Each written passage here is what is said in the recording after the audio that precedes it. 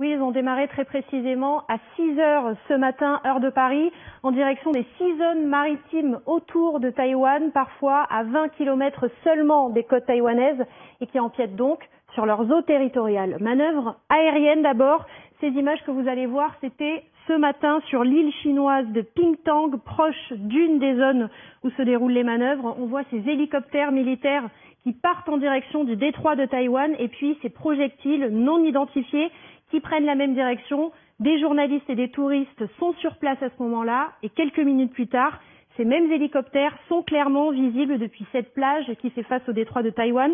Selon Taipei, 22 avions chinois ont traversé la zone de défense aérienne taïwanaise. Plus impressionnant encore, la télévision d'État chinoise a diffusé, vous le disiez, en direct, des images de tirs de missiles réels. La localisation exacte n'est pas précisée, mais on voit d'abord des véhicules de transport militaire chargés en artillerie lourde, puis cette série de tirs de missiles de longue portée qui partent en direction de Taïwan, précisément vers 3 des 6 zones ciblées par Pékin. Le ministère japonais de la Défense a affirmé cet après-midi que 4 missiles chinois ont survolé Taïwan.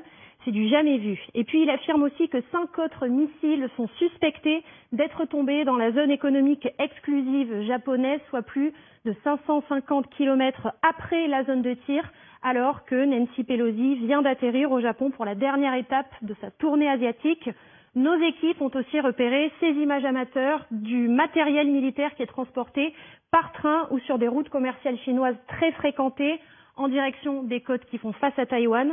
Vous le voyez, des chars, mais aussi des systèmes de défense antiaérienne et également des lance-roquettes multiples. Alors tout ça fait peur, bien sûr. Est-ce que Pékin communique clairement sur ses intentions ?